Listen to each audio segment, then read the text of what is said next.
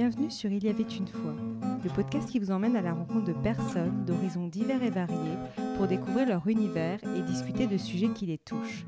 C'est l'occasion pour nous de mieux comprendre et d'apprendre, voire d'élargir notre angle de vue vers de nouvelles perspectives. Aujourd'hui, j'ai le plaisir de recevoir Charlotte Desrosiers-Natral, la fondatrice de Pourquoi pas moi, la première entreprise à mission qui a pour raison d'être de vous permettre d'écouter votre petite voix, vous donner les clés pour passer à l'action et redonner du sens dans votre vie. Dans son podcast Pourquoi pas moi, elle interviewe des personnes au parcours inspirant pour décrypter ce qui se passe concrètement entre le moment où on se dit pourquoi pas moi au moment où on rend tout cela possible. Elle a également créé son premier programme audio et écrit récemment un livre « Et si je changeais de métier ?» Redonner du sens à son travail, paru aux éditions Mango. J'ai voulu vous emmener à sa rencontre pour qu'elle partage avec nous son cheminement, pour laisser place à sa petite voix intérieure. Finalement, l'écoute de cette petite voix peut nous être bien précieuse pour se construire une vie professionnelle mais également personnelle, plus alignée, plus saine et plus sereine. Bonjour Charlotte et merci d'avoir accepté mon invitation. Bonjour Sophie, avec plaisir.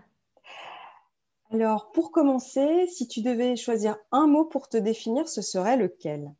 Je dirais la spontanéité. Ouais. Et pourquoi? Alors pourquoi c'est parce que c'est le premier mot qui est venu comme ça, de façon spontanée. C'est le meilleur, c'est sorti des tripes.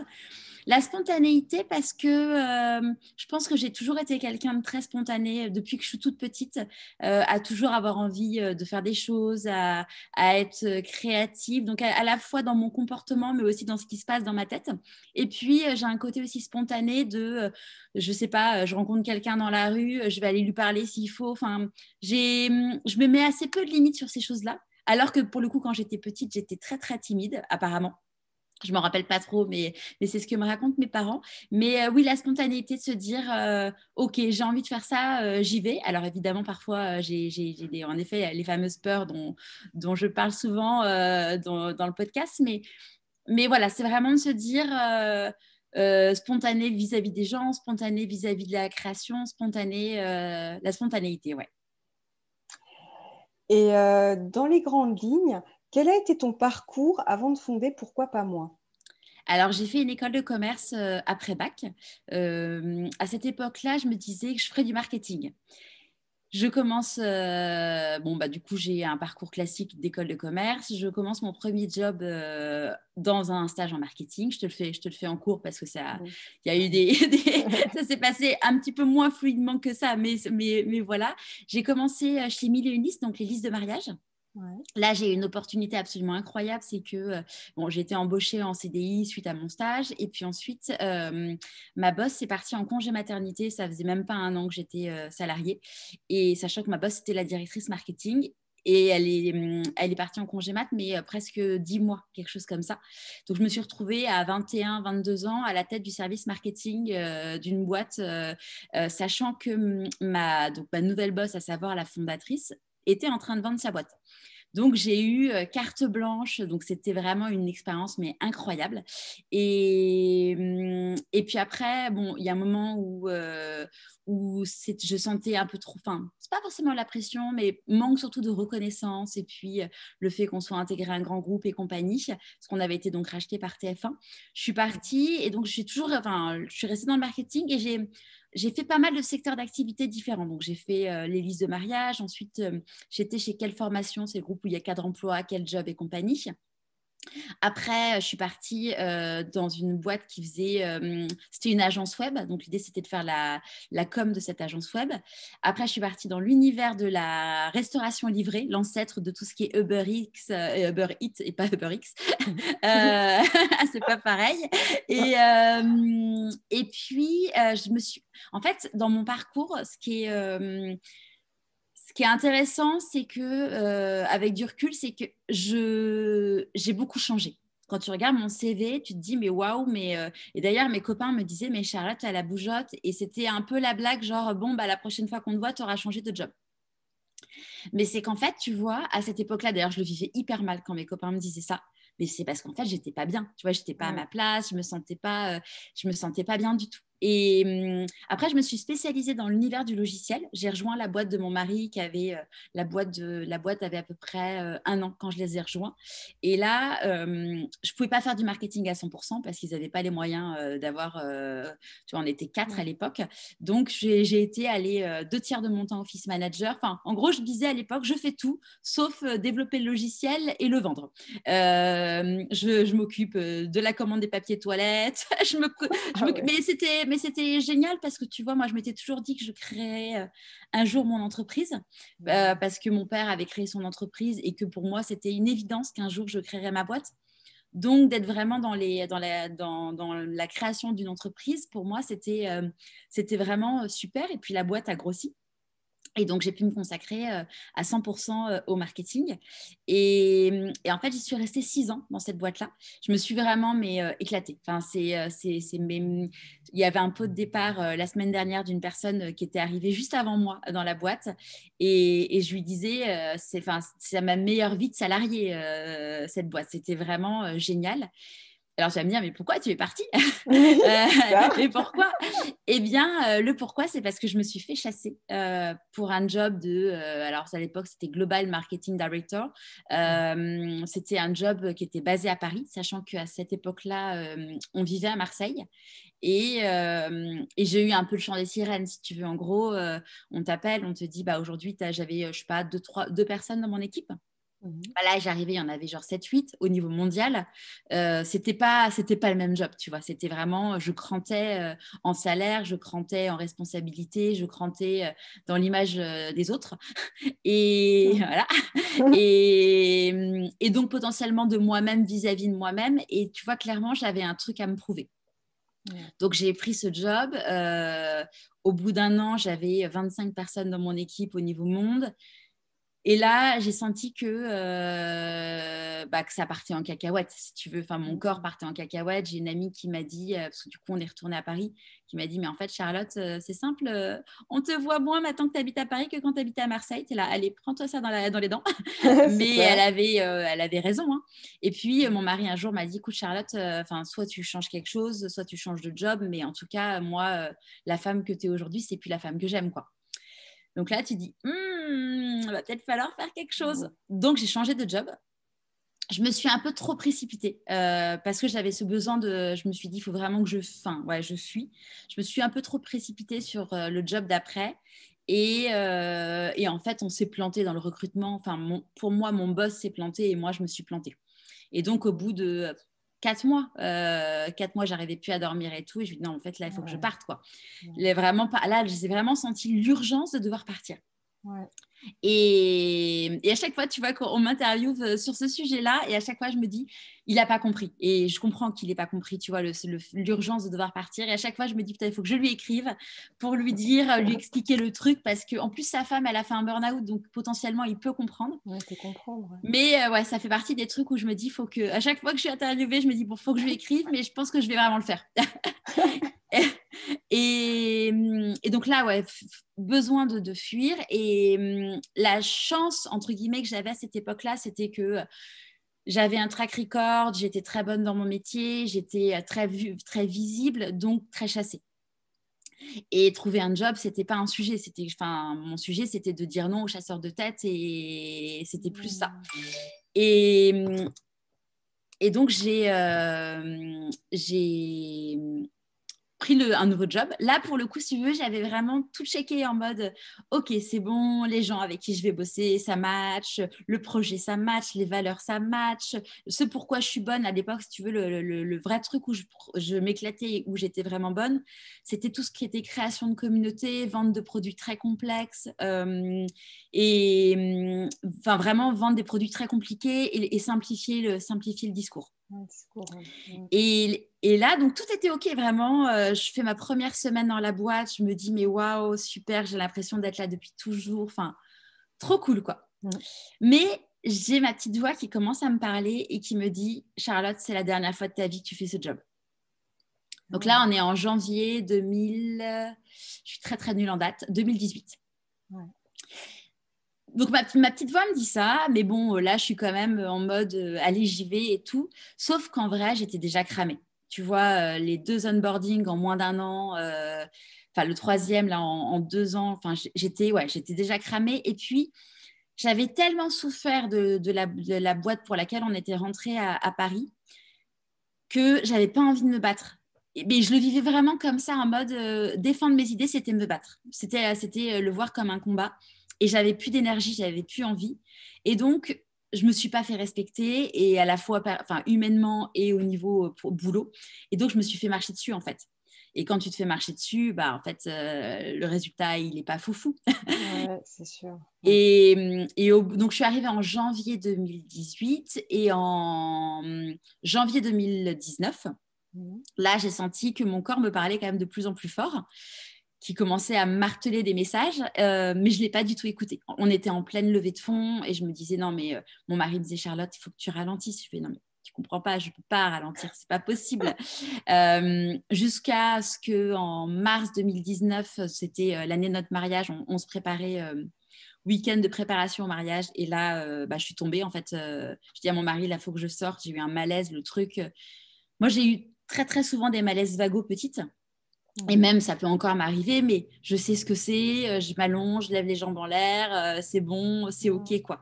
Là, c'était pas ça. C'était vraiment une oppression dans la poitrine, une douleur dans le bras. J'avais les jambes qui tremblaient. Enfin, un truc que j'avais vraiment très violent, que j'avais jamais vécu auparavant. Et puis, tu vois, quand je faisais des malaises vagos, je savais toujours l'origine j'avais eu un petit choc. Enfin, là, il n'y avait pas de raison, tu vois. On était à table en train d'écouter quelqu'un me parler. Enfin, il n'y a pas de raison. Et là, on m'ausculte parce qu'il y avait des médecins sur place. Ils me disent, vous inquiétez pas, c'est du surmenage. Allez vous coucher, ça va aller mieux et tout. Je vais quand même voir le médecin le lundi. Et puis, bon soldat, je dis à mon boss, écoute, je ne viens pas à Lille aujourd'hui parce que j'allais à Lille toutes les semaines.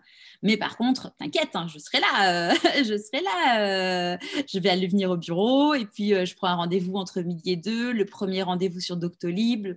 On s'en fout que le médecin il soit compétent ou pas. Ce n'est pas le sujet. C'est le premier rendez-vous à côté du boulot, tu vois. Et le médecin me dit, ça serait bien que vous vous arrêtiez quelques jours pour vous reposer et tout. Je fais, non, mais vous ne comprenez pas. Un, je ne fais pas partie de ces gens-là. C'est pas moi. Et deux, c'est la fin du quarter. On est en levée de fonds. En plus, je vais être en vacances bientôt. Et puis, en plus, mon grand-père est en train de décéder. Donc, je sais que je vais avoir des jours pour aller à son enterrement. Donc non, en fait, je ne m'arrête pas. Avec du recul, elle aurait peut-être dû insister un petit peu plus. Donc, au final, au final, je suis retournée au boulot, bon soldat après. Et je suis partie en vacances. Donc, mon grand-père est bien décédé. Et puis après, je suis partie en vacances. Et là, en fait, j'ai eu une oppression dans la poitrine qui ne partait pas. En permanence, mon corps me parlait vraiment de plus en plus fort. J'avais la tête qui tournait en permanence. J'étais vraiment pas bien. Et puis, j'ai continué à tirer jusqu'à ce que fin mai, je me rende compte en fait que j'étais plus capable de travailler. Que j'étais plus un bon manager, j'avais plus aucun recul sur les choses, j'étais irritable, j'étais plus. Et puis, le peu de choses opérationnelles que j'arrivais plus à le faire. Donc, je me suis dit, au niveau pro, en fait, que j'y aille ou que j'y aille pas, au contraire, je suis moins bonne. Je ferais plus de mal en y étant qu'en n'y étant pas. Et puis, au niveau perso, c'était une catastrophe. Je criais tout le temps sur mes enfants, je pleurais en permanence. Et puis, en fait, ce que je disais à mon mari, un jour, quand j'ai commencé à vraiment prendre conscience de mon état, je lui dis, en fait, j'ai eu juste l'impression qu'on m'a mis dans une essoreuse et qu'on m'a pris tout mon jus. Et de l'énergie, autant te dire que j'en ai à la base. Vraiment, le truc, j'avais plus de jus intellectuel et physique. Vraiment, plus de jus. T'as plus rien, t'es vraiment sèche. Donc, sèche avec les autres, sèche avec toi-même. Enfin, vraiment, pas bien. Et donc là, c'est là où je me suis dit, allez, il faut s'arrêter. Donc, je suis retournée voir le médecin. Mais si tu veux, j'étais tellement dans un déni profond que je me suis dit, je vais retraverser Paris pour aller voir le médecin que j'avais vu, parce qu'elle va savoir que j'avais fait le malaise et elle va me croire. Mais sauf que tu n'avais pas besoin d'être médecin pour voir à quel point j'étais pas bien, quoi. J'étais foncièrement pas bien. Je te parlais, je pleurais. Il n'y avait pas de doute sur le fait que j'avais besoin de m'arrêter. Mais j'ai eu besoin de me rassurer, de me dire, il faut que je retourne voir ce docteur-là parce qu'elle va me croire, quoi. Ouais. C'est dingue. Et du coup, justement, donc là, il y a ton corps qui te dit stop. Maintenant, ouais. Charlotte, il faut que tu t'arrêtes. Et donc, finalement, tu finis par l'écouter, justement, parce que, comme tu dis, t'es vidée. Et comment tu as fait après, justement? Qu'est-ce qui t'a amené après? Et je pense d'ailleurs, ça me fait penser à une autre question. Je vais la mettre en premier. Justement, je me dis, tu as fondé Pourquoi pas moi? Où justement, tu pousses les gens à écouter aussi leur petite voix. D'ailleurs, c'est l'invitation à écouter sa petite voix. Je me dis, c'est une invitation que tu fais auprès des auditeurs, mais c'est parce que justement, toi, tu ne l'as pas fait à cette époque-là. Ton corps, en fait, comme tu disais, en plus, tu avais cette chance d'avoir quand même cette écoute de ton corps, mais tu ne l'écoutais quand même pas. Non. Tu l'entendais, mais tu ne l'écoutais pas. En fait, je l'entendais seul. En fait, je l'ai entendu après coup. Si tu veux, dans les éléments qu'on fait que que j'ai pris conscience que ça partait vraiment en cacahuète, c'est que il y a eu, par exemple, j'allais au yoga tous les jeudis à midi. Sachant que j'allais au yoga dans le bureau, dans le bureau, tu vois, on était dans un espace de coworking. Franchement, la prof a été très sympa, mais c'était une coworkeuse qui avait été formée. Je pense que, pour avoir fait du yoga après avec d'autres, le chien tête en bas, autant te dire que je le faisais pas du tout comme il fallait. et en fait, à chaque début de cours, tu vois, j'étais toujours dans l'optimisation, de me dire, ok, je vais pas faire le truc qui va être le mieux pour moi, je vais faire le truc qui va être le plus pratique. Et à chaque début de cours, donc chaque jeudi à midi, elle me posait une question qui était toujours la même. Comment vous vous sentez aujourd'hui? Est-ce qu'il y a des choses et tout? Et je me suis rendu compte que ça faisait 6 mois qu'à chaque début de cours, je me disais que j'étais au bout de ma vie, mais vraiment que je n'en pouvais plus, quoi. Et donc, en fait, finalement, les signes, je les avais. Tu vois, mon corps, il m'envoyait des signaux quand même de plus en plus forts, mais je les écoutais pas. Et clairement, tu vois, là, donc j'ai fait mon burn-out, j'ai accepté le burn-out, j'ai eu la phase de culpabilité extrême, de comment j'ai pu leur faire ça, puis c'est de ma faute parce qu'en fait j'ai beaucoup trop travaillé, j'aurais dû, là tu te, voilà, Oui, je vois. Et donc elle a une grosse phase de culpabilité, et puis après, moi je l'ai vécu comme une phase de deuil, de me dire, je sais que ma petite voix à l'intérieur me disait, Charles, tu n'y retourneras jamais. D'ailleurs, en parenthèse sur la petite voix, ce qui est quand même assez fou, c'est que donc je me suis arrêtée le week-end de l'Ascension. Enfin, j'ai décidé de m'arrêter le week-end de l'Ascension. Je suis allée voir le médecin le lundi. Et le lundi de la semaine d'avant, donc j'allais à Lille comme tous les lundis. Et en marchant, je me revois encore descendre les escaliers du bureau de Lille et de me dire, c'est la dernière fois de ma vie que je mets les pieds ici. C'est dingue, là. Mais tu m'aurais dit, Charlotte, tu vas t'arrêter à la fin de la semaine, mais je t'aurais dit, mais non, évidemment que non. Et tu vas t'arrêter, mais tu vas jamais y retourner. Mais à l'intérieur de moi, je me suis dit, c'est la dernière fois que je mets les pieds ici. C'est quand même un truc de dingue. Ouais. Et donc, bon, il y a eu une grosse phase de sommeil, de pleurs, de tout ça. Et puis, une fois que l'été est passé, j'ai assumé le fait que j'y retournerais pas. Parce que j'avais encore cette culpabilité vis-à-vis de mon entreprise et surtout de mon boss, de me dire, OK, je suis VP marketing, il vient de lever des fonds, il a besoin de quelqu'un pour tenir la tête du navire. Je peux pas lui dire, tu vas voir quelqu'un, pas quelqu'un.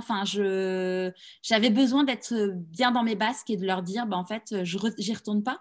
Mais ça a été quand même vachement difficile. Parce que j'ai énormément bossé pour avoir ce job, ce salaire, ces responsabilités, cette place dans la société au sens large, tu vois. Et surtout pour te dire, je ne sais pas ce que je vais faire de ma vie. Bienvenue au club. Et tu vois, d'ailleurs, j'en parlais cette semaine sur LinkedIn. C'est que moi, j'ai mis énormément de temps à assumer que je ne savais pas ce que je voulais faire de ma vie. Et d'ailleurs, mon statut LinkedIn, j'ai mis que j'avais quitté cette boîte quand j'ai lancé Pourquoi pas moi. Avant, j'assumais pas, tu vois, et c'était un truc, je l'assumais pas du tout. Et donc, en fait, j'ai fait un peu l'essuie-glace, tu vois. Toutes les semaines, j'avais une idée de boîte, parce que je savais que je voulais créer ma boîte, mais aucune idée de quoi, tu vois. Alors, je me suis dit que je voulais faire des tableaux, parce que j'adore faire des tableaux. Tu vois, d'ailleurs, on voit derrière, comme il y a la vidéo, il y a un tableau que j'ai fait pour ma fille. J'adore, tu vois, si tu regardes le bazar derrière moi, c'est un peu mon atelier d'artiste. Donc, je me suis dit, bon, allez, je vais aller développer ma créativité en faisant des trucs personnalisés et tout. Après, je me suis dit, non, en fait, là, je vais redécorer mon appart. J'ai mis du papier peint dans tout l'appart. Je me suis dit, tiens, je vais faire du homestaging pour les gens. Parce que quand j'étais petite, c'était ce que je voulais faire. C'est le métier de mon papa. Enfin, voilà. Mais à chaque fois, j'avais l'envie, mais je n'avais pas la flamme. Tu vois, j'avais une petite étincelle, mais je n'avais pas ce truc où…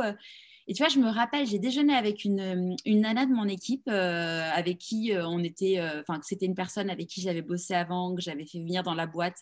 Et cette nana, enfin une nana que j'apprécie énormément, et elle m'avait annoncé qu'elle quittait la boîte pour laquelle, enfin la boîte où on bossait ensemble. Et là, elle me racontait le projet dans lequel elle était, la nouvelle boîte, et je la sentais avec une flamme. Et j'étais là, oh, mais j'ai envie de retrouver ce truc, tu vois, ce truc où tu mets ton énergie, où tu sens que que t'es bien et tout. Mais bon, ça ne venait pas. Ça ne venait pas.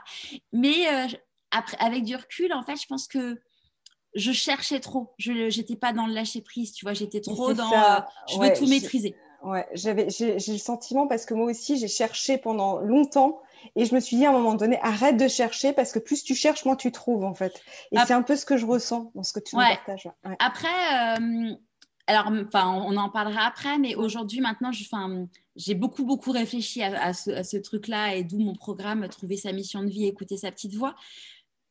En fait, je pense que moi, je cherchais, mais je perdais de l'énergie à chercher, mais pas de la bonne façon. Ouais, tu vois, il n'y avait pas… je m'éparpillais, en fait, finalement. Et donc, il y a un truc, si tu veux, c'est que pendant que je me suis arrêtée pour le burn-out, moi, comme je disais, la spontanéité, je rencontrais des gens, comment ça va, machin, tu fais quoi en ce moment? Écoute, je suis arrêtée, je fais un burn-out, machin. Et là, les gens me regardaient genre, non, mais bon, t'as un petit coup de fatigue. Non, non, pas vraiment. Non, là, non, c'est pas ça, là. C'est pas juste un petit coup de fatigue. Et la réaction des gens était hyper surprenante. C'est-à-dire que soit ils étaient déroutés, soit, mais le soit, c'était plutôt 90% des gens me disaient, ah c'est marrant parce que moi j'en ai fait un, et là tu te dis mais c'est quelqu'un que je connais très bien et qui m'en a jamais parlé. Ou c'était une maman de l'école que je voyais tous les matins parce que c'était une des meilleures amies de la maman du meilleur ami de mon fils. Et là, en fait, je me rends compte qu'elle est arrêtée depuis 6 mois pour burn-out, mais qu'elle n'en parlait pas, qu'elle ne l'assumait pas. Et puis, le nombre de gens qui me disent, voilà, moi, j'ai ma meilleure amie, j'ai mon frère. Et là, je me suis rendu compte à quel point c'était un truc de malade. Tout le monde connaît quelqu'un aujourd'hui qui a fait un burn-out. C'est un truc de fou. Et donc ça, j'en ai vraiment, tu vois, pris conscience. J'ai eu mon enterrement de vie de jeune fille, et donc c'était mon enterrement de vie de jeune fille, c'était le premier week-end de mon arrêt maladie. En termes de culpabilité, autant te dire que j'étais quand même pas mal. J'imagine. Et en fait, je prenais l'avion avec une de mes très très bonnes amies. Je raconte ce qui m'arrive et tout. Et là, à la fin du week-end, on reprend on était assis à l'aller et au retour ensemble. Et elle me dit, mais Charlotte, mais en fait, tout ce que tu me racontes là, j'ai tout pareil. Et donc, elle s'est arrêtée genre 15 jours, 3 semaines après. Et donc, tout ça, tu vois, je me suis dit, mais c'est un truc de malade. Et du coup, j'ai commencé à regarder mon entourage en me disant, mais ils sont en train de faire exactement la même connerie que moi, à savoir que plus tu attends, plus tu te prends le mur, plus ça fait mal et plus tu as du mal à remonter. C'est ça. Et je me suis dit, tu vois, d'ailleurs, c'est marrant parce que il y a cette semaine, je suis allée voir une hypnothérapeute parce que j'ai un peu les mal de transport et tout. Et puis, je me suis dit, bon, si l'hypnose, ça marche pas pour le mal des transports, j'ai vu qu'elle était spécialisée dans le burn-out. Ça peut pas faire de mal, hein, même 2 ans après, tu vois. Et elle m'a raconté un truc. Elle me dit, mais en fait, le burn-out, tu descends par palier. Et après, tu remontes par les mêmes paliers, en fait. Donc, quand tu vois la phase de déni, que tu t'es bien enfoncé. Bien enfoncé, ouais. Et elle disait, il y a des moments, c'est un peu dur parce que, voilà, il y a toujours des moments où c'est encore un peu difficile. Elle me dit, c'est le moment où vous voulez prendre l'ascenseur. Je suis, non, moi, je ne veux pas prendre l'ascenseur, je vais prendre une fusée. Et non, ça ne se passe pas comme ça. Ah, ça ne marche pas, ouais. Et en fait, alors, j'ai plus la chronologie exacte, mais si tu veux, j'ai fait un dîner avec l'amie dont je te parlais et 2 autres très, très bonnes amies. Et là, il y a un déjeuner avec une autre amie. Et là, je me suis rendu compte que sur 4 personnes très, très proches que j'avais vues, mais elles étaient toutes en train de se prendre le mur. Et là, je me suis dit, mais comment je fais pour aider les gens à sortir du déni? Comment je fais pour aider les gens à… Mais ça, je te le dis, je me suis dit ça, mais c'était complètement inconscient. Vraiment, il n'y a pas eu de réflexion en mode OK, je prends mon petit carnet et je me fais mon truc de brainstorming et des post-it, tu vois, comme j'ai pu faire dans plein de trucs. Là, c'est vraiment un truc qui est venu des tripes. Et je me suis dit, mais en fait… il faut aider les gens à sortir du déni et à se dire, bah non, mais en fait, tu as le droit d'être heureux et n'attends pas un accident de la vie qui peut être le burn-out, un cancer, un accident de quelqu'un très proche et tout pour prendre conscience que la vie, elle est courte et qu'elle peut s'arrêter du jour au lendemain. Et tu vois, dans toutes les 5 ans que j'ai passé à Paris, on a perdu beaucoup de personnes. Alors, on a perdu tous nos grands-parents. On a perdu, j'ai perdu une de mes très, très bonnes amies, que je connais depuis que j'ai 3 ans, a perdu son papa. Enfin, il y a eu pas mal de personnes qui sont parties et des personnes jeunes, tu vois, genre 60 ans. Et à chaque fois, tu vois, que j'allais à leur enterrement, c'est un peu glauque ce que je dis, mais c'est que je me disais, mais ouais, on s'en rappelle qu'en fait, ça peut s'arrêter du jour au lendemain. Et je retournais, retravaillais et j'étais là, mais je ne suis pas heureuse dans mon job, en fait. Mais bon, petit soldat, on y va. Et puis, de toute façon… et donc là, en fait, j'étais dans ce truc-là de… je voyais mes amis qui étaient en train de se prendre… Enfin, qui fonçaient direct tête bêche dans le mur. J'essayais de leur parler, tu vois, mais je voyais bien qu'il n'y avait rien à faire. Et puis, en même temps, si on est objectif… moi, quand on me parlait avant, pareil, ouais, souvent, ça passait. Et puis, il y a eu aussi, plusieurs trucs. C'était au mois de novembre, du coup, 2019. J'ai vu toutes ces amies-là qui étaient en direction du mur. J'ai eu le début du chômage. Et ça, pour moi, ça a été très difficile parce que c'est la première fois de ma vie où je me suis dit, OK, alors j'avais déjà été au chômage une première fois, mais j'étais vraiment en mode, je veux rechercher un job. Là, je me faisais chasser, je gagnais moins et je n'avais aucune idée de ce que j'allais faire de ma vie. Donc, c'était un peu difficile.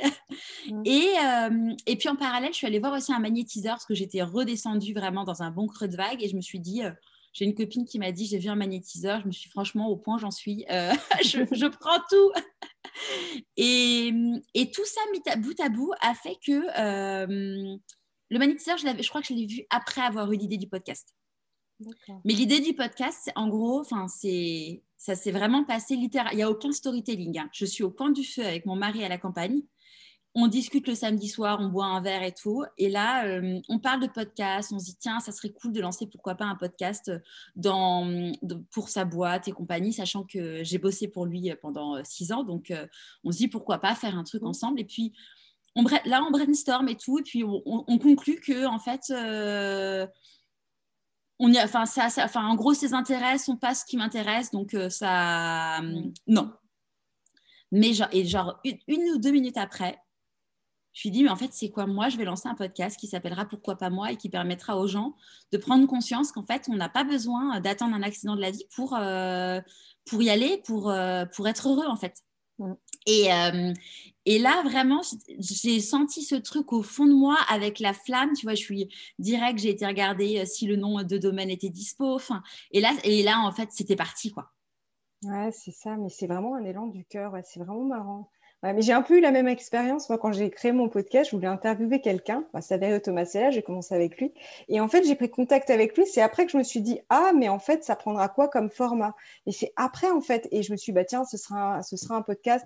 Et voilà, mais moi, après, c'était moins clair que toi. J'ai pris du temps à définir la ligne éditoriale du podcast. Mais c'est pareil, c'est une espèce de… Ouais, je vois exactement cet élan, quoi. C'est ça, c'est le truc en fait qui vient des tripes. Et tu vois, ce qui est fou, c'est que donc j'ai lancé le podcast en janvier. Et à ce moment-là, j'ai jamais fait de pub sur le podcast. Donc le podcast me coûte de l'argent depuis 1 an et demi et 2 ans. Mais c'est mon choix en fait. Enfin, tu vois, j'ai le chômage encore et tout. Mais en janvier 2020, quand j'ai lancé le podcast, alors tout le monde te dit, alors c'est quoi le business model? Il n'y en a pas. Il n'y en a pas. Il n'y en a pas. Il n'y en a pas du tout. Ouais. Mais au fond de mes tripes, je savais qu'un jour, je gagnerais ma vie avec mon projet. Et je le savais, je ne savais pas comment. J'avais aucune idée du comment et j'avais surtout pas envie de réfléchir à comment. Mais je savais qu'en fait, je gagnerais ma vie un jour avec ce projet. Et c'est au fur Et c'est au fur et à mesure, tu vois, alors il y a eu des moments, hein, clairement, tu vois, il y a eu des moments où j'étais là, mais il y a pile poil un an, tu vois, je me rappelle encore d'une discussion avec une nana où en gros, je dis, mais moi, j'aimerais savoir comment je vais gagner ma vie, machin et tout, parce que c'est quand même un peu stressant quand même. Ah, on est d'accord, oui. Mais elle m'a dit, Charlotte, lâcher prise, tu verras. Si tu es à ta place, vous voyez cette personne, si vous êtes à votre place, ça va dérouler.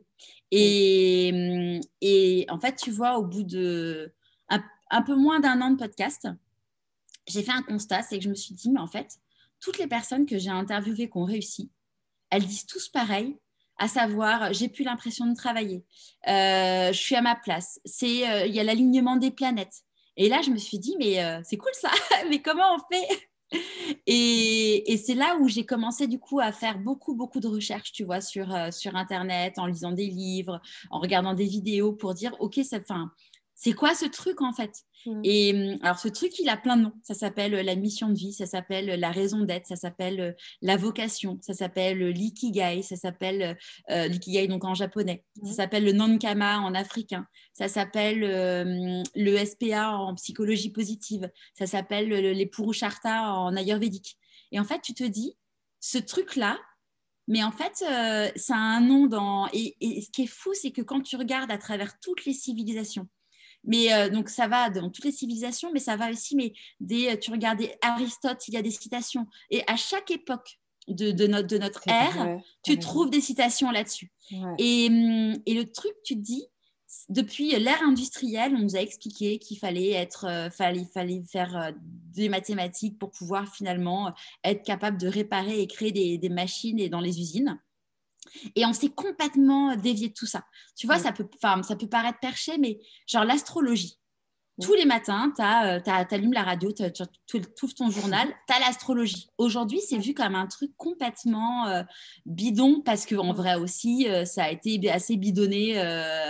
Mais l'astrologie, tu vois, l'autre jour, je regardais un reportage sur Netflix, mais les Nostradamus, tous ces gens-là qui étaient des gens mais éminemment reconnus, se baser sur l'astrologie, en fait. C'est vrai. Et tous, en fait, on est dans une société où, en gros, on a voulu nous faire rentrer dans des cases qui arrangeaient le...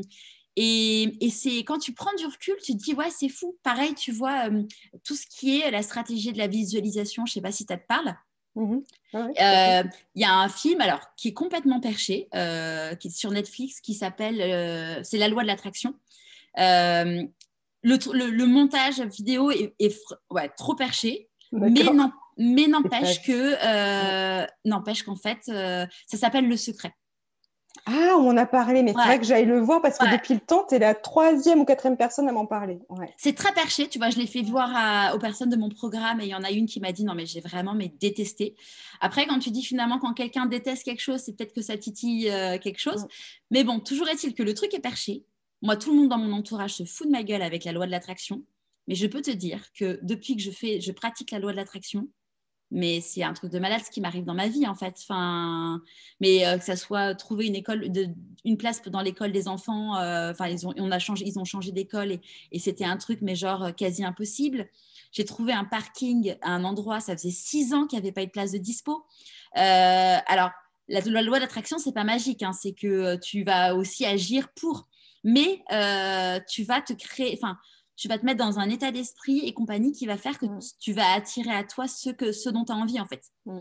Et donc, tout ça pour dire qu'en fait, je me suis rendu compte que la mission de vie, en fait, ça peut paraître complètement perché, mais qu'en fait, on est tous nés pour accomplir quelque chose sur cette terre. J'en suis convaincue, moi aussi. Ouais. Et du coup, je me suis dit, OK, c'est cool, mais comment on fait pour savoir ça?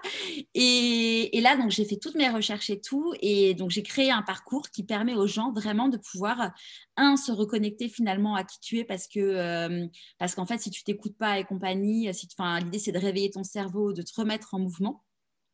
2, c'est de se dire, OK, qui je suis, donc un peu collecter finalement, faire un peu ta carte d'identité de toi-même, mais sur des trucs où finalement tu n'as jamais creusé et l'idée c'est vraiment de se dire, c'est un peu tu sais comme dans les tests, les QCM quand tu rentres dans une école par exemple de commerce où on va te poser 10 fois la même question mais avec des angles différents pour pouvoir trouver et donc c'est un peu la philosophie.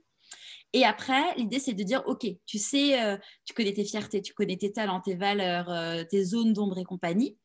Tu arrives là, tu fais, bon, OK, c'est cool, mais j'en fais quoi? Et là, tu arrives dans la partie qui va être le puzzle. Et dans le puzzle, ça va être de reconstituer en fait ta mission de vie à travers justement plusieurs approches qui sont différentes mais complémentaires. Et ce qui est hallucinant, tu vois, et ça m'émeut rien que d'en parler, c'est que les gens qui l'ont fini, là, j'en ai 3-4 qui l'ont fini parce que je l'ai lancé il y a pas très très longtemps. Elles m'ont toutes dit, je me suis retrouvée, ça y est, je sais pourquoi je suis faite. Et c'est magique, tu vois, d'avoir des gens qui te disent, ouais, ça y est, c'est bon, je sais. Et après, l'idée, c'est que, évidemment, j'y vais, mais j'ai peur. Et en fait, l'idée, c'est justement d'avoir toute une partie qui va permettre aux gens de se dire, OK, tu as peur, c'est normal, mais on va désancrer ces peurs, on va essayer de les comprendre. Et puis, on va aussi faire un mode d'emploi, avant le mode d'emploi, on va aussi tu vas faire une feuille de route pour t'aider à y aller petit pas par petit pas avec plein d'exercices pratiques, mais vraiment super concrets et faciles à mettre en place. Et la dernière étape, c'est d'avoir un mode d'emploi qui te dise, OK, maintenant tu sais qui tu es, tu vas avoir des petits des coups durs, c'est sûr. Et donc, en fait, tu vas prendre ta notice à toi où tu vas dire, OK, problème technique numéro machin, voilà ce qu'il faut que je fasse. Si j'ai un petit coup de mou, voilà, je relis toutes mes qualités et là, tu te reprends un petit coup de boost en disant, mais en fait, je suis extraordinaire. Et comme, en fait, moi, j'ai évolué dans un milieu assez pragmatique. L'idée, c'était de m'adresser aussi aux gens pragmatiques. Et donc, chaque chapitre est composé de preuves scientifiques, d'exemples concrets et d'exercices pratiques à faire. Comme ça, si tu veux, ça permet vraiment aux plus sceptiques et pragmatiques de pouvoir, tu vois, dans les personnes qui l'ont fait, il y a des personnes qui sont des ingénieurs et compagnie. Et si tu es un peu spirituel, tu vas y trouver ton compte. Alors, ce n'est pas le programme le plus spirituel qui est parce qu'il s'adresse quand même à des gens pragmatiques aussi. Il y a des gens qui sont beaucoup plus spirituels que moi. Ouais, mais c'est de se reconnecter en fait, à soi-même en fait. Mais c'est ce que tu disais, parce qu'en fait, finalement, comme tu le disais à un moment donné, c'est vraiment ça, on est vraiment conditionné si tu regardes. Et en fait, déjà, tu as un premier pas à faire, c'est te déconditionner et sortir un petit peu, comme tu disais, des cases dans lesquelles on est depuis tout petit. Et en fait, ça prend du temps. Donc, avant d'arriver à la spiritualité, je pense qu'aussi, il faut déjà se déconditionner, sortir de la case, prendre de la hauteur. Et au fur et à mesure, tu as tout ce cheminement qui se met derrière. Parce qu'effectivement, tu peux pas aller, et c'est très bien dit, tu as les petits pas, parce qu'en fait, tu peux pas y aller tout de suite. Donc, tu peux éventuellement dire, voilà, je veux me diriger vers là ou vers là. Mais par contre, tu dis aussi quelque chose de capital. C'est vrai que cette importance, et moi, je l'ai vécu aussi en mon propre cheminement, c'est cette importance de bien se connaître. Parce que tu as besoin de te connaître. Et ça, malheureusement, à l'école, on ne nous l'apprend pas. À l'école, on ne nous demande jamais quelles sont tes valeurs. Je veux dire, quand souvent tu prépares un entretien d'embauche, ça me fait penser, quand tu as un entretien d'embauche, tu dis, oui, je vais dire mes valeurs, mais en fait, franchement, les 3/4 du temps, ça dépend, ça commence à venir, mais on s'en fout. En fait, les sociétés, enfin, je veux dire, moi, j'ai déjà eu des entretiens d'embauche, on m'a déjà demandé mes valeurs, mais ça se voyait. On le demandait, tu sais, comme si je te demande, tu t'appelles comment, tu as fait quoi comme bac, tu vois. Enfin, c'est idiot, mais c'est un peu ça. Donc, je trouve que c'est vraiment bien, mais effectivement, tu as tout ce cheminement à mettre en place, en fait. Et puis c'est surtout que ce qui est fou, tu vois, ce que j'ai découvert il n'y a pas longtemps, je participais à une conférence sur la quête de sens. On était 3 intervenants. Et il y avait 2 personnes, alors je ne sais plus, c'était philosophes, ou enfin, en tout cas, ils avaient fait des grandes et longues études sur tout ça. Et il y en a un qui disait en fait que quand tu n'es pas aligné avec tes valeurs, quand tu fais pas, en gros, tu as des talents, tu as tes valeurs, et en fait, ce que tu fais n'est pas aligné avec tout ça, le système, il déraille. Et en fait, le système, c'est quoi? C'est ton corps. C'est ça. Et c'est pour ça que je me dis, d'où l'importance, comme tu le disais, c'est un peu l'objet de ton podcast, c'est d'écouter cette petite voix. Mais justement, pour venir à cette petite voix, je me dis, comment tu as fait pour t'y connecter? Parce que tu vois, comme tu disais, tu as les signaux et on les a tous, les signaux. Mais en fait, tu ne les écoutes pas forcément. Tu vois, comment tu passes de ce stade où tu as les signaux? Parce que comme tu disais, tu n'es pas obligé d'attendre le burn-out. Or, souvent, la plupart des gens qui se disent, tiens, je vais écouter ma petite voix, ils ont déjà touché le fond, quoi. Donc, du coup, je me dis… Bah, il y a déjà le fait d'être conscient, en fait, en fait, moi, ce que je dis aux personnes, c'est que notre corps, c'est une boussole. Enfin, tu vois, moi, je l'ai découvert, et puis il y a un grand nombre de personnes dans les personnes que j'ai interviewées, qui m'en ont fait prendre conscience aussi. Et puis, j'ai été suivie aussi, tu vois, par une coach l'année dernière, enfin, oui, il y a 1 an et demi. C'est vraiment de te dire, ok, tu es dans une situation, tu es dans une réunion, tu vois, j'en parlais hier avec une personne qui me racontait, qui me disait, écoute Charlotte, c'était un truc de malade, j'étais en réunion. À la base, j'adore mon job et tout, mais là, la boîte est en train de partir en cacahuète, enfin, par rapport aux valeurs. Et elle me dit, j'étais en réunion et je sentais mon corps qui me disait qu'une chose, c'est barre-toi. Et tu vois, donc, j'ai eu l'idée du podcast. En parallèle, j'ai commencé à être chassée pour faire du conseil en market et compagnie. Clairement, à la base, je m'étais dit, je ferais ça, tu vois. Et ma coach m'avait dit, écoute, Charlotte, je pense entre nous que c'est une béquille. Ça te rassure. Donc, si ça te va, ce que je t'invite à faire, c'est que, évidemment, tu as envie d'aller à ce rendez-vous, tu vas à ce rendez-vous. Mais tu fais un truc, c'est que tu écoutes ton corps. Donc, je vais à un rendez-vous. À l'époque, c'était des rendez-vous physiques. Hein. Et là, j'écoute mon corps qui me dit l'oppression dans la poitrine. Et j'étais là vraiment, mais qu'est-ce que je fous là, quoi. Tu sais, les gens qui te disent, bah ça, c'est pour ce soir. En fait, non, c'était pour hier. Et puis, les mecs, quand tu leur envoies la propale le soir même, en fait, ils te font un retour, genre 1 mois après, s'ils te font un retour. Et tu vois, je me suis dit, mais en fait, je n'ai pas touché le fond autant pour pouvoir. Enfin, c'est des trucs que je n'en veux plus dans ma vie, en fait. Je veux plus de ça. Je veux plus de ça. Je veux plus avoir ce sentiment de me battre. Je veux plus ce truc de t'es dans un rouleau compresseur. Je veux plus de ça, en fait. Je le supporte plus. Et alors là, ça a été difficile de me dire, bon, alors, je sais que je peux les aider, mais je vais leur dire que je ne veux pas les aider. Et ça, mais alors aujourd'hui, maintenant, c'est bon, je l'ai accepté. Enfin, je l'ai accepté. J'arrive à le faire. Tu vois, pas plus tard qu'il y a 2 jours, il y a une personne une copine de copine qui m'a contactée en me disant, bah voilà, je voudrais lancer un podcast, j'aimerais en parler avec toi et tout. Sauf que là, en ce moment, si tu veux, la fin de l'année, quand on est maman, on sait tout ce que c'est entre les colos, les machins. C'est sympa, il faut tout caler. Mon mari, en ce moment, il n'est pas du tout là.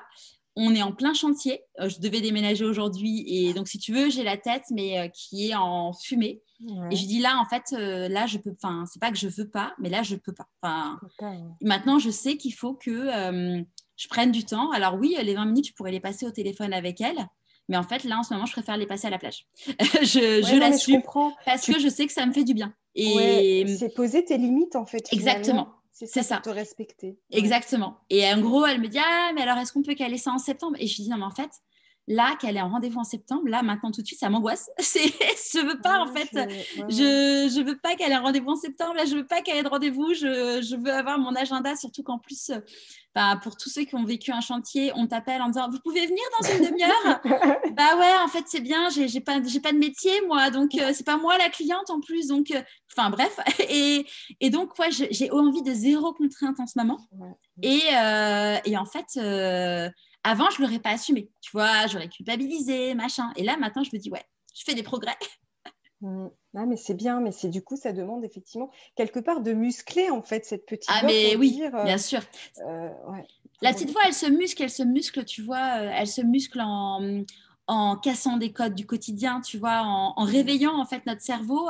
Plus tu l'habitues à faire des changements, plus il va être moins réticent à faire des changements. Donc, c'est l'inviter à stimuler, à faire des choses différentes. C'est aussi aller réveiller ses rêves enfouis. Tu vois, on a tous des rêves au fond de nous et qu'on n'a jamais avoué à quelqu'un d'autre. Et l'idée, c'est aussi de se dire, qu'est-ce qui me fait vraiment vibrer?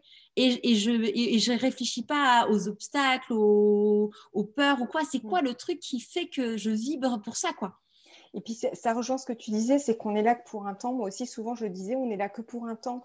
Et je me dis, c'est quand même dommage. Souvent, tu sais, les gens disent, oui, je ferai ça à la retraite. Ouais. Je fais, mais non, mais en fait, déjà, à la retraite, tu sais pas si tu seras encore là. Franchement, je veux pas être méchante, mais non, sais mais rien. Bien sûr. Je veux dire, la vie, est pleine d'aléas. Et en plus, je me dis, mais pourquoi reporter? Aujourd'hui, tu as l'énergie. Peut-être que demain, tu l'auras pas parce que tu seras vidé, tu seras... vidé de toute substance parce qu'en fait, tu auras tellement fait des choses qui te plaisaient pas que du coup, tu en veux... T'es blasé, quoi. Ça arrive souvent. Tu vois, ma marraine, elle est décédée quand on était à Paris, donc il y a 2-3 ans maintenant. Et en gros, elle avait un boulot plutôt cool et son mari bossait comme un malade. Et à chaque fois, elle lui disait, ça, on le fera il lui disait, quand je serai à la retraite, on fera ça. Quand je serai à la retraite, on fera ça. Elle est morte 15 jours avant qu'il soit à la retraite. C'est horrible. Hein. Et ça me donne des frissons, tu vois, d'en parler. Et en fait, tu vois, l'autre jour, j'avais une amie au téléphone qui me disait, en gros, la semaine, c'est un tunnel et le week-end, c'est le kiff. Et moi, j'étais un peu comme ça, tu vois. Avant, on avait toujours besoin de partir en vacances, de fuir, de machin. Mais en fait, la vie, c'est chaque instant. En fait, c'est se dire chaque moment compte parce qu'en fait, chaque moment qu'on a, il y en aura plus. Enfin, c'est des minutes qu'on vit et enfin, c'est pas comme si on gagnait des crédits et des vies en plus, comme dans un jeu vidéo, en fait. Et c'est ça, enfin moi c'est vraiment ce que j'ai envie de dire aux personnes. Alors évidemment qu'il y a des moments, tu as plus ou moins de motivation, d'énergie et compagnie, normal, c'est normal. Mais en tout cas, l'idée c'est quand même de se dire que le matin quand tu te lèves, tu as quand même sur 30 jours, il y en a quand même 28 ou 29 où tu te dis, je suis contente de me lever plutôt que ça soit 4 fois 5, 20 quoi. Enfin, non, pas n'importe quoi, 20 jours où tu te dis, en fait, j'ai pas envie. Ouais, c'est ça. Mais c'est marrant ce que tu dis parce que ce matin, justement, je me promenais et j'entends quelqu'un qui parle à quelqu'un d'autre et qui lui dit « Ah, t'es bientôt en vacances. Ah ouais, heureusement, c'est trop cool. Je vais pouvoir faire des choses qui me font plaisir, un truc comme ça. » Et je me suis dit « C'est dingue que j'entende ça, tu vois. » Parce que je me suis dit « Alors là, je me suis dit, c'est quand même dingue. » Donc, ça veut dire, en gros, pendant 15 jours, en fait, tu fais des choses qui te font plaisir. Et donc, comme tu dis, le reste du temps, en fait, tu attends les prochaines vacances pour pouvoir faire ce qui te fait plaisir. Enfin, c'est ça. Et puis, tu vois, après, ce qui est fou aussi, c'est que quand j'ai pris le job là, à Paris, pour lequel donc, on est rentré, moi, j'adore coudre, j'adore faire des trucs, des loisirs créatifs et tout. Et quand on était à Marseille, tous les mercredis après-midi, je faisais maman taxi et j'avais genre 1 ou 2 heures où j'en profitais pour coudre et faire mes trucs artistiques. Et quand j'ai commencé le job à Paris, évidemment que jamais de la vie, j'aurais imaginé leur demander de ne pas bosser le mercredi après-midi, tu vois. Et j'avais fait mes rideaux, tu vois, en emménageant dans l'appart à Paris. Entre le jour où j'ai commencé le job et le jour où j'ai démissionné, la machine, elle est restée au placard. Le jour où j'ai démissionné, le soir même, mais c'était pas du tout, enfin vraiment, c'est le truc qui est sorti des tripes, spontanéité encore, je me suis dit, tiens, j'ai envie de coudre. Et c'est quand même un truc de fou de se dire qu'en fait, je sais que j'ai besoin d'être créatif. Pour moi, c'est viscéral, j'en ai besoin. Mais quand je suis oppressée, ma créativité, il n'y a plus de jus en fait. Et mais en fait, finalement, ça s'entretient. C'est la même chose pour la loi de l'attraction. En fait, faut entretenir cette énergie, en fait, ces vibrations hautes, ces énergies positives, en fait, pour finalement, c'est un peu comme une roue qui se met en route. Et puis après, tu as de plus en plus envie, et puis tu es de plus en plus créatif en plus. Exactement. Parce que je ne sais pas si tu as remarqué, mais quand en général, tu as un coup de mou, créativité, zéro, quoi. Je veux dire, tu n'as aucune idée qui te vient. Donc, exactement. C'est vraiment ça. Et je me dis, pour revenir juste à cette petite voix, je me dis, finalement, qu'est-ce qu'elle peut nous révéler, cette petite voix, notamment finalement notre mission de vie, en fait, le chemin qu'on doit prendre, les décisions qu'on doit prendre finalement. D'ailleurs, attends, hop, heureusement c'est bon, je suis habillée. On a vu tous les zooms pendant le confinement, des gens qui n'étaient pas habillés. Donc c'est bon, on colle la moitié et puis c'est bon, je suis habillée. En fait, dans le podcast, j'ai des questions qui sont récurrentes et notamment, c'était quoi tes rêves d'enfant? Et je me suis rendu compte d'un truc, c'est qu'il y a beaucoup de gens qui me disaient, je ne m'en rappelle pas. Et le truc que j'ai compris, c'est que, en fait, notre petite voix, elle a une douce mélodie qui est nos rêves d'enfant, les choses dont on est fier, les choses qu'on aime. Et donc, j'ai créé des petits cahiers qui s'appellent le cahier de ma petite voix. Donc, j'en ai créé deux couleurs. Et en fait, l'idée, c'est de... Hop, hop, hop.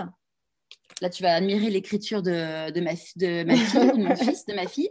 En gros, l'idée, c'est de chaque année de se dire, OK, aujourd'hui, qu'est-ce que j'aime et de quoi je rêve? Et l'idée, c'est de dire aux enfants, chaque année, tu vas remplir ce petit cahier. Et là, tu vois, là, typiquement, je me suis mis un post-it en me disant, à la fin de l'année prochaine, c'est un mot, l'escalade, c'est un truc dont elle parle souvent, qu'il faudra rajouter. Et l'idée, c'est de dire, en fait, finalement, notre petite voix, elle nous parle en fait. Elle nous parle, mais depuis qu'on est tout petit. C'est vrai. Et tout est cohérent, tu vois. C'est hyper rigolo de voir que, alors quand les gens se rappellent de leurs rêves d'enfant, de voir quand tu regardes le métier qu'ils font aujourd'hui, où ils sont à leur place, mais c'est un truc de malade en fait. Tu vois, je pense à Olivier qui est producteur d'huile d'olive, qui avait été en banque avant. Olivier, son rêve, c'était d'être jardinier petit. Tu vois, moi, si je te prends mon exemple à moi, mon rêve petite, c'était, alors j'ai fait plein de trucs, j'ai eu plein de rêves, mais c'était d'être chanteuse, donc salut. Et tu sais, c'est trop drôle ce que tu dis, parce que moi, quand j'étais petite, je chantais et je m'enregistrais. Bon, tu replaces avec les cassettes, oui. années 80, mais j'avais un micro aussi et je chantais. Et je me suis dit, tu te rends compte, je fais du podcast maintenant. Bah, c'est fou. Hein. C'est génial ce que tu dis, parce que du coup, moi, j'ai eu la même chose, mais je m'en souvenais plus. Ouais. Et c'est en refaisant le podcast que je me suis dit, mince, mais en fait, je faisais ça quand j'étais petite, quoi. C'est ça. C'est énorme. C'est fou, hein. Et tu vois, il y avait mon chanteuse, j'adore avoir un micro, mais moi, j'étais jamais plus heureuse qu'avavec un micro dans les mains petites, tu vois. Ça, être sur scène, c'était vraiment un truc qui me... Et tu vois, quand je fais des conférences et tout, j'adore. Il y avait aussi être maîtresse. Alors, tu vas te dire, oui, toutes les petites filles veulent être maîtresses, mais en fait, en vrai, oui et non. Mais en fait, moi, j'adore apprendre aux autres, tu vois, j'adore transmettre. Et il y avait aussi être fleuriste, tu vois. J'ai toujours, j'adore. Et les fleuristes, c'est composer des choses, créer. Et en fait, quand tu mets tout ça mis bout à bout, tu te dis, bah oui, en fait, il y a un autre truc, tu vois, dont je me suis rappelée récemment, c'est que petite, moi, je collectionnais les pubs de parfum. Je collectionnais les fioles de parfum. Enfin, j'ai toujours le marketing. Ça a toujours été un truc qui m'a fascinée en fait. Et bon, après tu mets les pièces du puzzle ensemble en fait. Ensemble, c'est ce que tu disais. Ça rejoint ce que tu disais pour ta formation. C'est que tu remets en fait, c'est un puzzle. C'est le puzzle, c'est exactement ça. C'est vrai. C'est vrai que tu as un fil rouge généralement. Et ce qui est drôle, c'est que tu vois, il y a un exercice dans le programme qui permet justement d'utiliser une métaphore en fait pour sa vie. Et donc moi, ça a été une évidence en fait. C'était un puzzle avec un beau paquet cadeau autour. Beau ou pas d'ailleurs, parce que le burn-out, c'est pas forcément un beau papier cadeau. C'est ce qu'on appelle souvent un cadeau mal emballé. Mais n'empêche que quand je regarde ma vie, c'est un puzzle parce qu'en fait, finalement, à chaque chose, j'ai appris. Mais ce qui est fou, tu vois, genre j'ai pris des cours de chant il y a 1 an et demi. Et là, en gros, la nana m'explique, bon, alors, l'air, il va passer par les sinus. Je me suis fait opérer 2 fois des sinus jeunes, donc j'ai une vraie conscience du sinus, tu vois. Après, elle dit, l'air, ça va passer par le périnée. J'ai eu des gros problèmes de périnée, donc en fait, c'était fou. Je me suis dit, mais comme si, en fait, là où j'ai eu mes plus gros problèmes de santé, qui n'étaient pas les gros problèmes, mais mes plus grosses fragilités, c'est les trucs qui servent au champ. Enfin, c'est un truc de malade, en fait. Et tu dis, c'est le puzzle. Et ce qui est rigolo, donc pour moi, c'était une évidence que c'était un puzzle. Mais les personnes qui utilisent donc la métaphore dans le programme, il y en a qui, ça a été un labyrinthe. D'autres, ça a été je ne sais plus quoi. Mais c'est fou de se dire que chacun, le vit d'une façon différente, mais au final, ça veut dire la même chose. Oui, mais c'est ça. Mais en fait, si tu regardes, c'est pareil. Moi, par exemple, j'ai pas mal suivi de coach à un moment donné. Dans ma période, j'ai eu à peu près le même genre de période. Moi, j'ai pas fait de burn-out, mais vraiment le ras-le-bol, tu vois. Et donc, j'ai quitté mon job pour un projet. Donc, j'ai abandonné au final. Mais tu vois, du coup, je disais, ils disent tous la même chose. Ils disent peut-être tous la même chose, mais c'est la manière dont ils le disent. Et la manière comment tu vas capter les gens, finalement. En fait, tu vas dire, tiens, ça me parle, j'ai envie de travailler avec elle. Par exemple, les gens qui vont t'entendre vont dire, tiens, je vais travailler avec elle. Ou non, ça me parle pas. Tu vois, mais dans tous les cas, c'est comme ça que tu fais le lien finalement. Ouais, en fait, chaque peau a son couvercle. Tu vois, pour moi, c'est comme une assistante maternelle avec ton enfant. Tu vois, toutes les assistantes. Enfin, moi, je me rappelle l'assistante maternelle de mes enfants. Ça a été je l'ai vue. Je me suis dit, c'est elle. Enfin, on s'est vu. Ça matchait, tu vois. Mais je sais très bien que pour certains parents, elle était trop sévère, elle était trop ci, elle était trop ça. Et d'ailleurs, tu vois, elle me disait, par exemple, si on prend, je sais plus moi, l'apprentissage de la propreté. Elle a fait un super job et tout, mais elle me disait le truc, c'est que si vous ne faites pas la continuité de ce que moi je leur apprends, en fait, et c'est pareil, tu vois, sur le coach, tu vois, moi quand j'avais été suivie par une coach, ma coach, elle était très, comme je disais tout à l'heure, elle me disait, Charlotte, je pense que c'est une béquille. Dans la déontologie des coachs certifiés en France, tu n'as pas le droit de dire ça. C'est vrai. Mais moi, c'était pas ça ce que je voulais. En fait, moi, j'avais besoin de quelqu'un qui me secouait un peu, parce que j'avais besoin de ça. Mais tu as des gens qui ont besoin qu'on les tienne par la main et qu'on dise, vas-y, c'est chacun. Tu vois, et moi, d'ailleurs, tu vois, sur le programme, à l'époque, donc, j'avais regardé, moi, tous les programmes qui existaient et j'avais rien trouvé où je me disais, c'est ça dont j'ai besoin.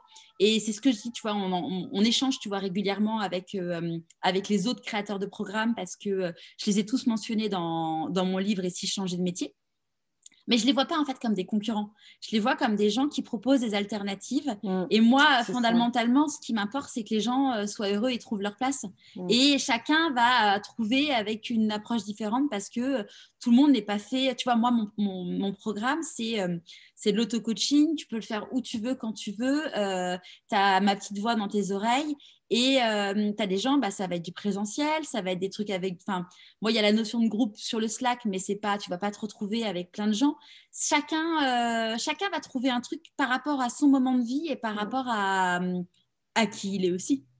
Et puis, ton projet va évoluer aussi en fonction de ton propre cheminement aussi. Bien sûr. Parce que moi, je l'ai vu, par exemple, pour mon podcast, ça fait 6 mois, il a évolué. Moi, justement, je te rejoins aussi sur le côté, moi, je veux, tu vois, quelque part, l'idée de mon podcast, c'est aussi faire voir les choses sous un autre angle pour me dire, tu penses comme ça, c'est pas forcément mal, mais en écoutant peut-être quelqu'un d'autre qui a un autre point de vue, ça va te faire évoluer, tu vois, tu vas questionner ton point de vue. Mais c'est aussi une approche, finalement. Mais en fait, on se rejoint tous, mais on a tous notre propre manière d'aborder les choses. Et puis, comme tu dis aussi, où on se place dans le cheminement. Comme toi, ce sera identifier ta mission de vie. C'est aujourd'hui, peut-être que demain, je dis n'importe quoi, mais peut-être tu vas partir peut-être sur quelque chose de plus spirituel, comme on disait.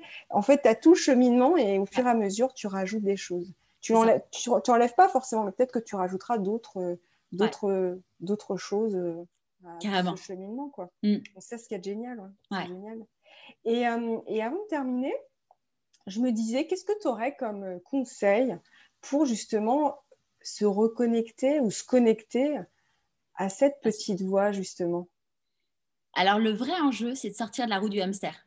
Tu vois, le vrai enjeu, c'est de sortir de la roue du hamster. Et en fait, finalement, les conseils, ils sont assez basiques. Ils sont assez basiques, mais ils viennent du bon sens. C'est dormir.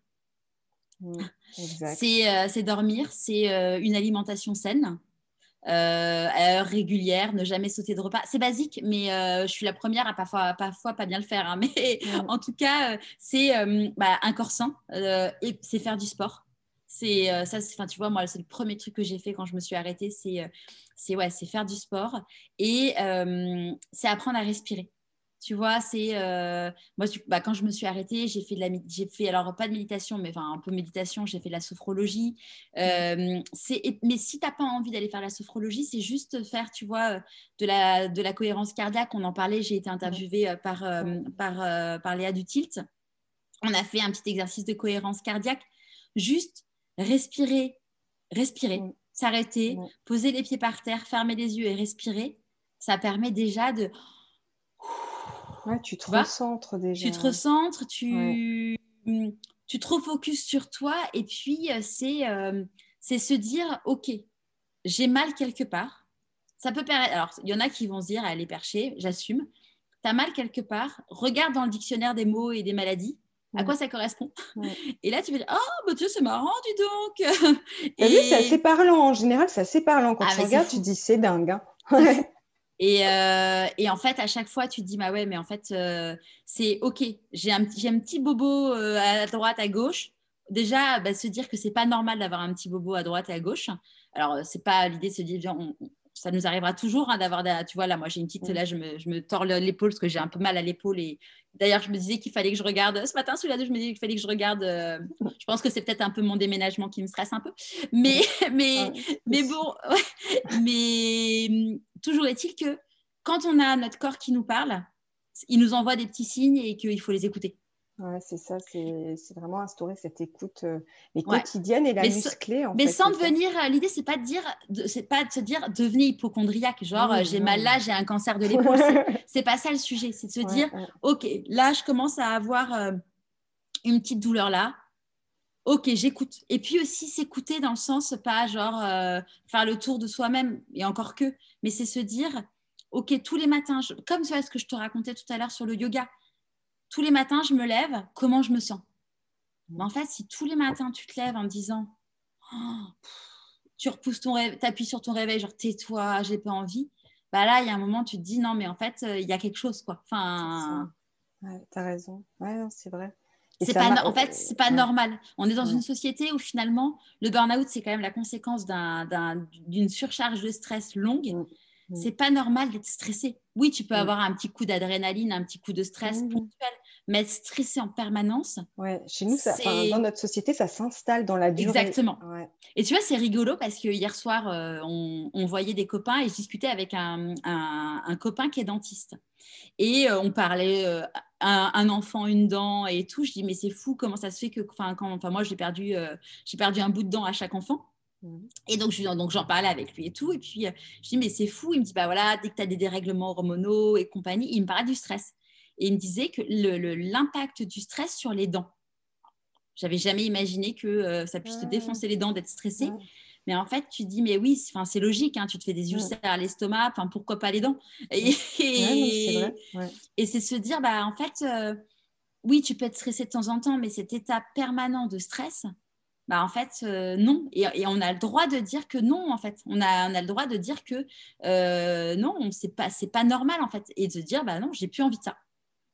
Et justement, je me dis, c'est ça que tu veux transmettre en fait par le biais de Pourquoi pas moi, que ce soit par le podcast, ton livre aussi, on n'en a pas parlé, mais je veux dire, bon, ton livre, c'est aussi en lien avec ta thématique, cette recherche de la mission de vie. Et du coup, c'est tout ça en fait, c'est vraiment d'être à l'écoute finalement et j'ai perdu l'autre mot, il y avait un autre mot qui m'est venu, mais maintenant il est parti.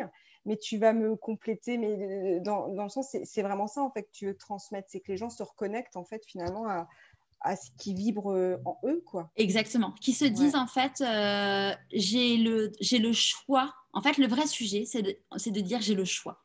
Il y a des gens, tu vois, par exemple, Marion, que j'ai interviewée en fait, dans En Chemin, donc je la suis tous les 3 mois. Marion, elle a 60 ans, elle n'en pouvait plus de son job. Ça faisait 20 ans qu'elle était dans la maison d'édition où elle était. Et en gros, il y a une de ses copines qui lui dit « Oh, bah ça va, vivement la retraite. » Et elle, vivement la retraite égale vivement la tombe. Et elle a dit, mais non, mais il est hors de question qu'en fait, je crame du temps que j'ai de vie dans un job où je ne suis pas heureuse. Donc, à 60 ans, elle a fait une rupture co et hop, elle est devenue vitrailliste. Et l'idée, c'est vraiment de se dire, tu vois, là, elle a eu le choix de se dire, bah non, en fait, je n'ai pas envie d'attendre 1 ou 2 ans la retraite. Et elle raconte un truc hyper intéressant, c'est que Marion, elle raconte que dans tout son parcours, il y a eu un moment, la boîte où elle était a été rachetée, que la majorité des gens sont partis dans un autre projet qui avait l'air canon, sauf que ce n'était pas forcément très sécurisant, et qu'elle venait de divorcer, elle se retrouvait maman célibataire. Et donc, ce n'était pas le moment. Mais comme elle dit, elle a choisi. C'est-à-dire qu'elle n'a pas, c'était pas en mode je subis, donc je suis aigrie. Non, elle choisissait. Donc elle savait qu'elle renonçait à ce truc-là, mais c'était un choix. Parce que ce qui était plus important pour elle à ce moment-là, c'était son équilibre avec ses enfants, la sécurité financière, et qu'elle le faisait en âme et conscience, quoi. Et c'est de se dire que aujourd'hui, t'es pas bien. Tu vois, dans mon livre Et si je changeais de métier, il y a toute une phase de questionnement pour te dire est-ce que tu as vraiment besoin de changer de métier? Parce qu'on n'a pas tous besoin de changer de métier fondamentalement. Tu peux rajouter du sens dans ta vie, tu peux faire le même job d'une façon différente. Donc, l'idée, c'est vraiment d'inviter les gens à se poser la question. Et si la conclusion, c'est que oui, il faut vraiment changer de métier parce qu'en fait, là, tu es au bout de ta vie et que si tu continues comme ça ne va pas être top. Ça va être même la cata pour toi. L'idée, c'est vraiment de guider les gens et leur dire, bah, voilà les étapes pour te reconvertir et voilà le chemin à suivre pour faire en sorte que maximiser les chances que ça se passe bien. Mais moi, mon discours, c'est pas de dire aux gens, reconvertissez-vous. Parce que tu vois, d'ailleurs, dans le programme Trouver sa mission de vie, écouter sa petite voix, j'ai des personnes qui, à la fin, il y a des gens qui disent, bah oui, je veux me reconvertir. Et il y en a qui disent, non, moi, mon job, il me plaît. Mais par contre, je vais me développer une activité à côté qui pourra d'ailleurs alimenter mon job sur certains sujets, mais je n'ai pas envie de changer de métier. Ouais. Et c'est pareil, c'est comme ça me fait penser, une fois j'avais suivi un webinaire mais sur l'entrepreneuriat, c'est devenu la grande mode l'entrepreneuriat. Il y a des gens pour qui c'est pas grave si on se lance pas dans l'entrepreneuriat. Une reconversion, c'est pas égal à entrepreneuriat, ça peut être égal à autre chose ou même pas une reconversion comme tu dis, à exercer le même métier mais autrement. Et effectivement, mais c'est être à l'écoute de tout ça. Ouais. Mais c'est vrai que c'est marrant, ça rejoint. J'avais fait une interview avec Christian Junot sur la croyance qu'on a vis-à-vis de l'argent. Et ça, c'est souvent un frein aussi à suivre. C'est le premier frein. Carrément, et justement, il disait, ça n'existe pas de dire on n'a pas le choix. Et ça rejoint ce que tu dis, c'est qu'on a le choix. On a toujours le choix. Et il faut en prendre conscience, en fait. Ouais. Tu vois, hier, j'ai posté l'épisode de la semaine et il y a une personne qui m'a contactée sur LinkedIn en me disant j'adore vos podcasts, c'est canon et tout. Par contre, moi, j'aimerais bien avoir des exemples de quelqu'un mère célibataire, indépendante, qui n'a pas le droit au chômage. Donc, j'ai fait l'appel sur Instagram et sur LinkedIn. Et il y a une personne qui m'a répondu en me disant, bah voilà, ma sœur, alors sa sœur, elle vient de reprendre ses études, donc elle n'a pas encore réussi. Donc, elle est un peu trop tôt pour que je puisse l'interviewer. Mais elle dit, bah voilà, elle fait des ménages le soir pour pouvoir financer sa formation et continuer à vivre. Et c'est se dire, bah, oui, tu vois, je vois Bernadette de Gasquet qui a repris ses études de médecine à 38 ans, qui s'est lancée dans des études de médecine à 38 ans alors qu'elle avait 3 enfants et qu'elle a divorcé au milieu de médecine. Ben voilà, elle disait, moi, je donnais des cours de yoga le soir, le week-end et je bossais comme une malade. Mais en fait, finalement, alors, elle a pas, je ne peux pas imaginer la vie qu'elle a eue à ce moment-là. Même, tu vois, la personne qui s'est mise à faire des ménages alors que, sur le papier, tu dis, ouais, mais en fait, il y a un moment, si tu as vraiment envie du truc, tu peux le faire. Tu donnes les moyens. Tu donnes les moyens. Tu vois, il y a une personne qui m'avait dit, plus tu te rapproches de la fin de ton chômage, plus tu vas toujours arriver finalement à trouver un moyen de gagner de l'argent. Je sais pas, tu deviens serveuse. On a tous même si, voilà, c'est pas le job de tes rêves, ça peut être une transition qui te permette d'arriver à, en fait. Par contre, tu vois, ça demande quelque part, si tu regardes, de se libérer aussi du regard des autres. Ah bah oui, clairement. Parce que souvent, en fait, c'est ça, c'est que tu dis, je peux pas faire ça. Parce qu'avant, je dis n'importe quoi, mais j'étais ci, j'étais ça. Donc forcément, tu as ce cap-là aussi. Et je pense que quand ça vibre vraiment, peut-être tu passes aussi le cap de dire, peu importe ce que les gens pensent. Surtout que dans tous les cas, en fait, quand tu changes de métier, tu commences en bébé au bas de l'échelle. Tu vois, à l'époque, tu vois, j'étais VP marketing, CMO machin, directrice marketing. Là, en fait, aujourd'hui, mais après, en vrai, moi, le fait de faire que de la strat et de plus mettre les mains dans le cambouis, et être DRH, entre guillemets, parce que je faisais que manager des gens, moi, ça me manquait, tu vois. Avant que tu m'appelles, juste en face, j'ai 2 écrans, j'ai ma newsletter, mais aujourd'hui, c'est moi qui l'envoie, je fais tout.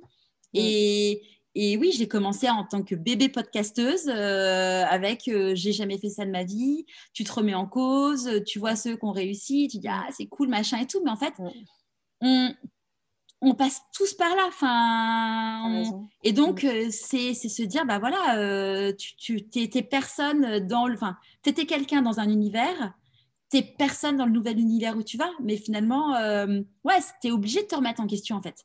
C'est ça, exactement. Ouais. Et c'est aussi l'invitation de ça, de prendre conscience de faire ses choix, mais aussi de se remettre en question. Ça demande ça aussi. Mais le vrai sujet, tu vois, je pense aussi, c'est que moi, à l'époque, je vivais par le regard des autres. Aujourd'hui, j'ai appris à m'aimer, j'ai appris à me respecter. Et aujourd'hui, oui, ça fait toujours plaisir quand les gens te disent « Ah, c'est canon ce que tu fais ». Mais en fait, aujourd'hui, c'est plus mon moteur. En fait, mon moteur, c'est de dire que les gens, ça les a aidés. C'est pas que ça leur dit, ils disent « Ah, c'est cool ton truc ». C'est vraiment, c'est beaucoup plus profond, en fait. Et donc, en fait, aujourd'hui, quand tu es à ta place et compagnie, finalement, ce fait de retourner bébé au bas de l'échelle, c'est pas grave parce que ça fait partie du processus et qu'en fait, moi en tout cas, ce que je cherchais avant, j'en ai plus besoin parce que je me l'auto-offre en fait. Ouais, c'est ça. Et puis effectivement, ce que tu dis, en fait, tu contribues maintenant. Tu n'es plus en train de chercher ce que les gens vont penser. En fait, c'est que tu contribues à ton échelle vers là où tu veux aller. C'est ça. Ouais, tu vois, on parlait tout à l'heure avant, hors micro, du sujet vidéo, pas vidéo, du podcast et tout. Et tu vois, quand j'ai lancé mon podcast, il y a eu pas mal de choses. Il y a eu est-ce que je mets en vidéo? Il y a eu est-ce que j'interviewe des gens connus ou pas des gens connus? Et ma petite voix à moi, elle me disait des choses. Elle me disait pas de vidéo. Elle me disait des gens connus et pas des gens reconnus. C'était vraiment un truc. Et même si dans mon entourage proche, tu vois, il y a des gens qui me disent ah, tu devrais faire ci, tu devrais faire ça. Et alors, il y a des trucs que j'ai écoutés, tu vois, parce qu'il y avait des bonnes idées, des bons conseils. Mais il y a des trucs, tu vois, genre typiquement personne connue et reconnue. J'ai jamais, je savais qu'il fallait que je fasse ça. Oui, pour les écoutes, avoir que des gens connus, ça, c'est beaucoup mieux. Mais sauf que ça, potentiellement, en tout cas, moi, je le sais aujourd'hui, c'est pas ce qui inspire le plus. Les gens, ils ont besoin d'avoir des gens de la vie qui leur ressemblent et ils ont besoin des deux. C'est vrai. Ouais, parce que tu as beaucoup plus de facilité à te reconnaître. Exactement. En fait, dans le... et puis tu dis, le chemin, il est beaucoup moins long. C'est clair.